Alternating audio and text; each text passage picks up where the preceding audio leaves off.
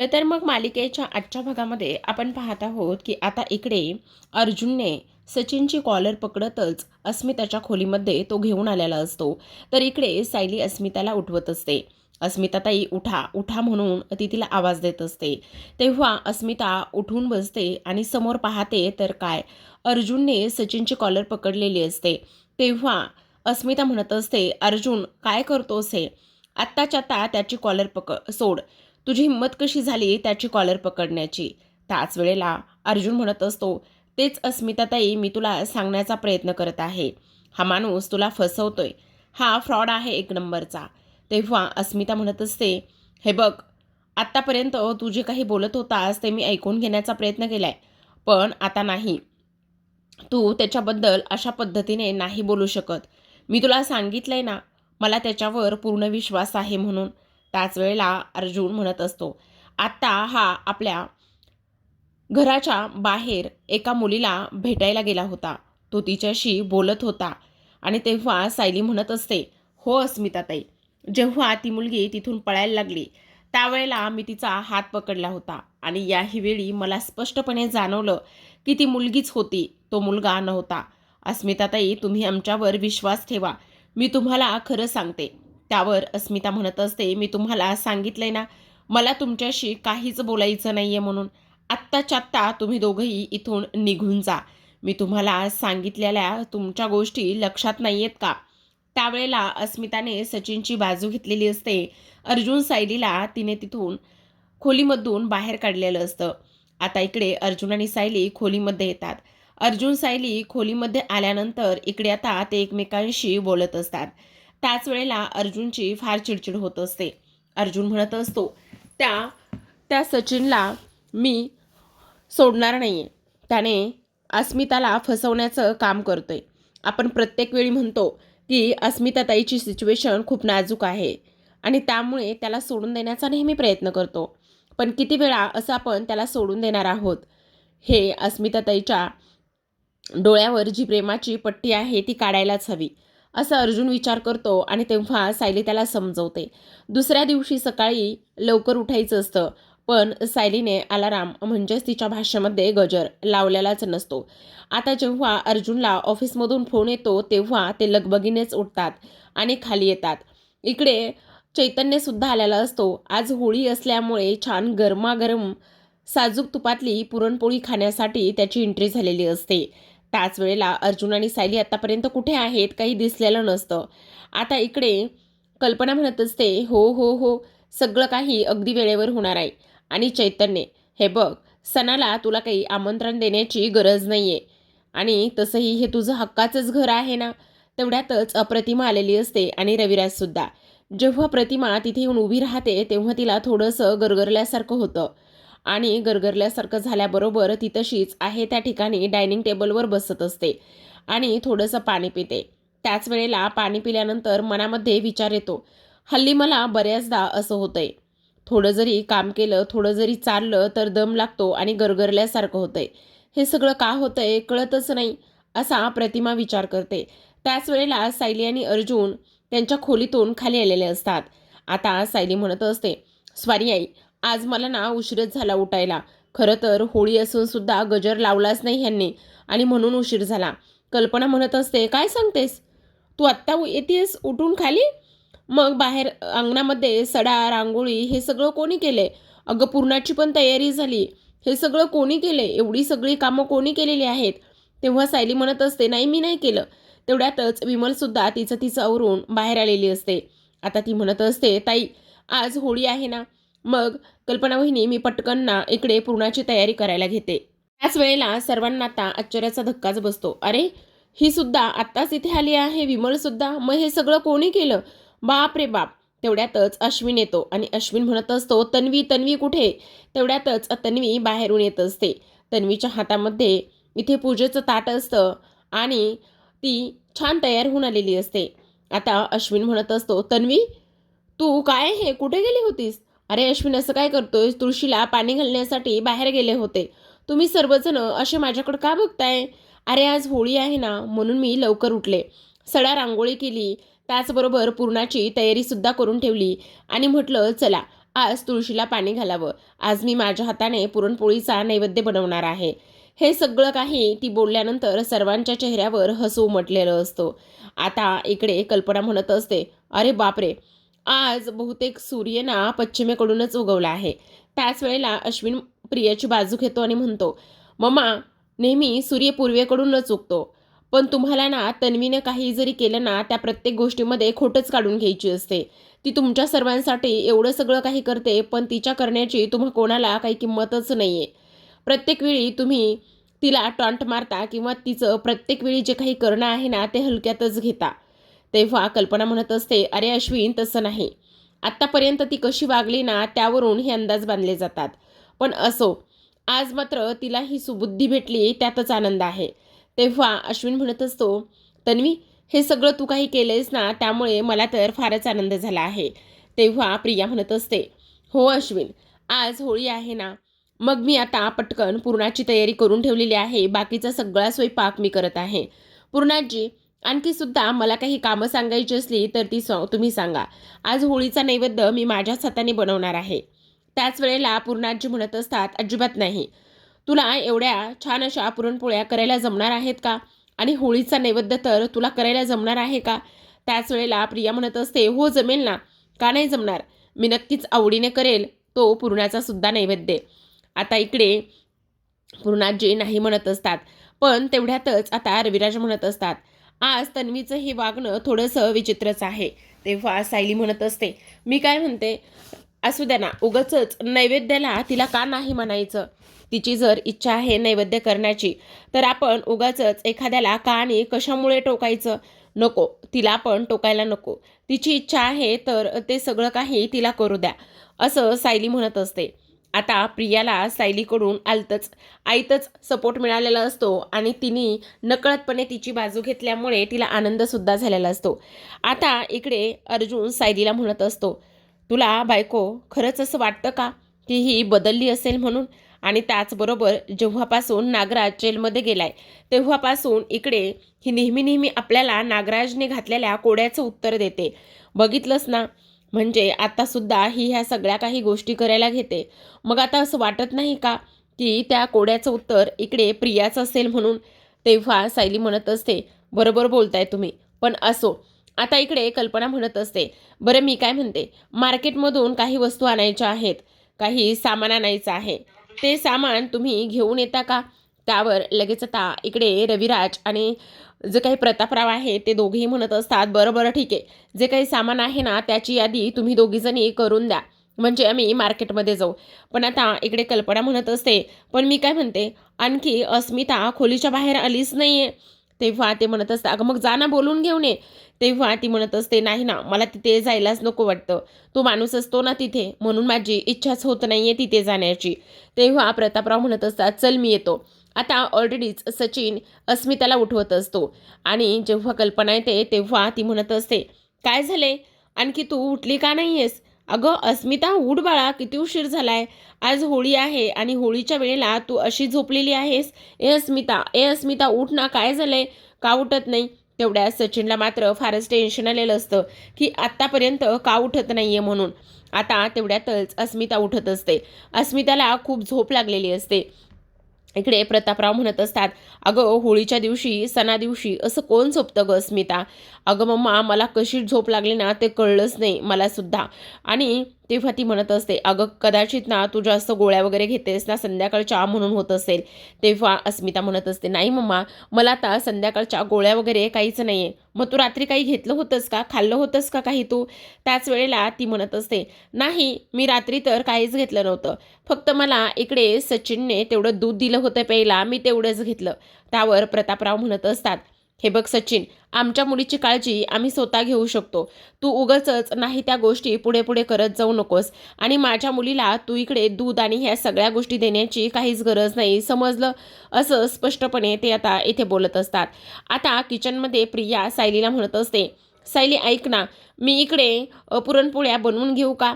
त्याच वेळेला आता इकडे सायली म्हणत असते, बाकी सर्व स्वयंपाक होऊ दे, मग सगळा स्वयंपाक झाला का मग तू पुरणपोळी बनव. आता प्रिया मनातच विचार करते, नागराज काकांसाठी जो काही वकील इथे बघितलाय ना, त्याला भेटण्याची हीच वेळ आहे. मला आत्ता असं वाटतंय की काही जरी झालं ना तरीसुद्धा त्याला जाऊन भेटावं.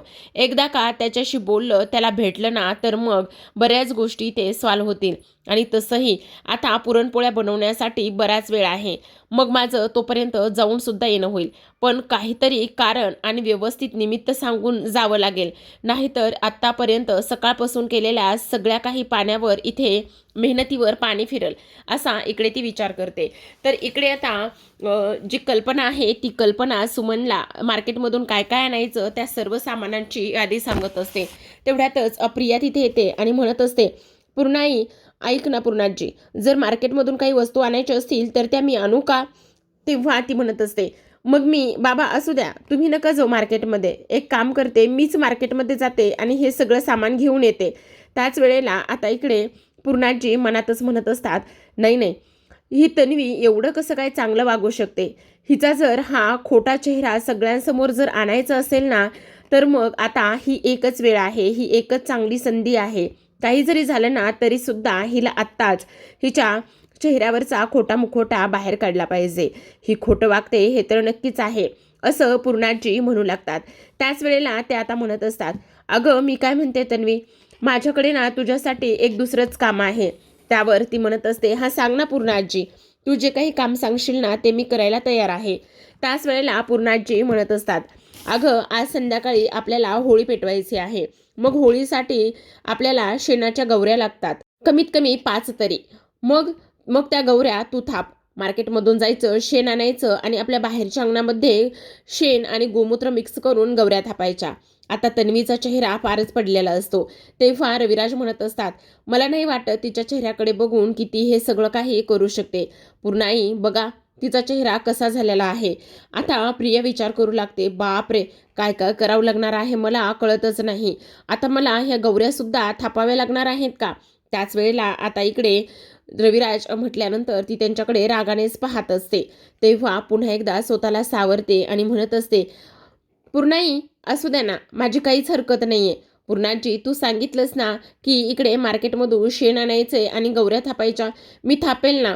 असं म्हणून आता प्रिया विचार करू लागते. त्याच निमित्ताने काही जरी झालं ना तरीसुद्धा त्या वकिलाला जाऊन भेटता येईल. आता विमल म्हणत असते, "पण लक्षात ठेवा, मार्केटमधून शेण कुठे घ्यायचंय ते. म्हणजे कुठेही जाल किराणा दुकानात आणि म्हणाल, 'द्या 5 किलो शेण.' तसं नाही होता. गाईच्या म्हशीच्या गोठ्यामध्ये जाऊनच शेण आणावं लागतं." दुसऱ्या बाजूला अर्जुन आणि त्याचबरोबर चैतन्य त्यांचं ऑफिसचं काम करत असतात. त्यांचं ऑफिसचं काम करत असताना आता चैतन्य म्हणत असतो, "ह्या सगळ्या गोष्टीमध्ये आपण एक गोष्ट विसरतोय असं वाटत नाही का अर्जुन?" त्याच वेळेला अर्जुन म्हणत असतो, "कोणती गोष्ट विसरतोय ते काही कळतच नाही." त्याच वेळेला आता इकडे आपण साक्षी मोकाट बाहेर फिरते आणि तिच्याबद्दल आपण काहीच जाणून घेण्याचा किंवा शोधण्याचा प्रयत्न करत नाही असं वाटत नाहीये का तुला? त्याच वेळेला अर्जुन म्हणत असतो, "तू अगदी बरोबर बोलतोयस. आता तर मला असं वाटतंय की आपण काही जरी झालं ना तरी सुद्धा साक्षीला इकडे महिपतच्या घराच्या आजूबाजूलाच कुठेतरी शोधलं पाहिजे, जेणेकरून एकदा का ती हाती लागली किंवा आपण एक काम करूया, सावंत इन्स्पेक्टरला सगळं काही डिटेलमध्ये सांगूया. त्यांना ह्या सगळ्या काही गोष्टी डिटेलमध्ये सांगितल्या ना तर मग बऱ्याच गोष्टीला आपल्याला इकडे उलगडा होईल आणि त्यांना साक्षीबद्दल सुद्धा इकडे पुरावा मिळेल किंवा ते शोधू शकतील." असं अर्जुन आणि चैतन्याचं बोलणं असतं. त्याच वेळेला अर्जुन म्हणत असतो, "पण आता एवढा मोठा जो काही आपल्या हाती लागलेला पुरावा आहे, म्हणजे साक्षी जिवंत असल्याचा, तो असा आपण विसरून चालणार नाहीये." असं ते बोलत असतात. तेवढ्यातच खाली सायलीने सर्वांसाठी नाश्ता बनवलेला असतो आणि त्यानंतर ती स्वयंपाकाची तयारी करणार असते. इकडे अर्जुन आणि चैतन्य त्याच केस संदर्भामध्ये डिस्कस करत असतात. अर्जुन म्हणत असतो, "आता काही जरी झालं ना तरी सुद्धा साक्षीला सर्वांसमोर आणणं हे गरजेचं आहे." तेवढ्या सायली म्हणत असते, "काय म्हणताय तुम्ही? कोणाला सर्वांसमोर आणणं गरजेचं आहे?" आता अर्जुन आणि चैतन्य अगदीच सावसूतपणाचा आणतात आणि काहीच न झाल्यासारखं दाखवतात. कारण ही गोष्ट एक सायलीपासून ह्या दोघांनी सुद्धा लपवून ठेवलेली असते की साक्षी जिवंत आहे आणि त्यांनी तिला पाहिलेलं आहे आणि महिपत बरोबर डील केलेली आहे. आता सायली ह्या दोघांसाठी नाश्ता घेऊन आलेली असते आणि म्हणत असते, "तुम्ही पटकन नाश्ता खाऊन घ्या." आता चैतन्य आणि लगेचच अर्जुन ते नाश्ता घेतात. तेव्हा अर्जुन म्हणत असतो, "गो बायको बस ना, तू कुठे चाललीस?" तेव्हा सायली म्हणते, अहो असं काय करताय, आज होळीचा सण आहे. मग होळीच्या सणासाठी सगळं काही आवरायला नको का? त्यामुळे मला सगळं आवरायचं आहे, तुम्ही नाश्ता करा. आता अर्जुन म्हणत असतो, ताबडतोब आपल्याला ऑफिसला गेलं पाहिजे. त्याच वेळेला अश्विन जो चैतन्य आहे तो म्हणत असतो, हो आपण तर जाणार आहोत, पण हा नाश्ता. तेव्हा तो म्हणतो, हा नाश्ता फिनिश करूनच मग जायचं आहे, पटकन खाऊन घे. त्याच वेळेला आता हे दोघंही जण नाश्ता खातात. इकडे आपण पाहतो की सचिनने आता साक्षीला कॉल केलेला असतो आणि साक्षीला कॉल केल्यानंतर साक्षी म्हणत असते, तू मला कधी भेटायला येणार आहेस? त्याच वेळेला तो म्हणत असतो, तू काळजी करू नकोस सॅम, मला सुद्धा तुला भेटण्याची फार जास्त ओढ आहे, मी तुला लवकरच भेटायला येणार आहे. तेव्हा साक्षी म्हणत असते, हे बघ, मी तुला आत्ताच्या आत्ता लोकेशन पाठवते, त्या लोकेशनवर तू मला ताबडतोब येऊन भेट. तेव्हा लगेच आता तो म्हणत असतो, ठीक आहे. अस्मिता तिथे आलेली असते आणि अस्मिता आल्याबरोबर आता दोघांसाठी नाश्ता घेऊन आलेली असते आणि म्हणत असते, काय रे सचिन, मला ह्या सगळ्या गोष्टीचा खूप कंटाळा आलाय, बघ ना, आपण सतत आता नाश्ता सुद्धा इथेच खोलीमध्ये आणूनच खातोय, आपण फारसं बाहेर सुद्धा पडत नाही, आपण असं इथे किती वेळ आणि कशा पद्धतीने करणार आहोत तेच मला काही कळत नाही. तेव्हा तो म्हणत असतो, अस्मी तुला माहिती आहे ना माझी परिस्थिती. त्यावर ती म्हणत असते, ऐक ना, मला कुठेतरी बाहेर तरी फिरायला घेऊन चलणार आहे, मला खूप कंटाळा आलाय, मला बोर होते, हे निगेटिव्ह एनर्जी ना आपल्या बाळावर सुद्धा काही परिणाम करेल असंच मला भीती वाटते, काय करायचं रे सचिन? त्याच वेळेला सचिन म्हणत असतो, अस्मी मला सगळ्या काही गोष्टी कळतायत ग, मला तुझी सुद्धा अवस्था कळते, पण तू नको काळजी करू, सगळं काही व्यवस्थित होईल आणि मला त्या लोकांसमोर नाही ग जावंसं वाटत, म्हणून मी हे सगळं काही करतोय. आता नाश्ता घेतो आणि खात असतो. त्याच वेळेला अस्मिता म्हणत असते, असू दे, तू बदललायस ना आता.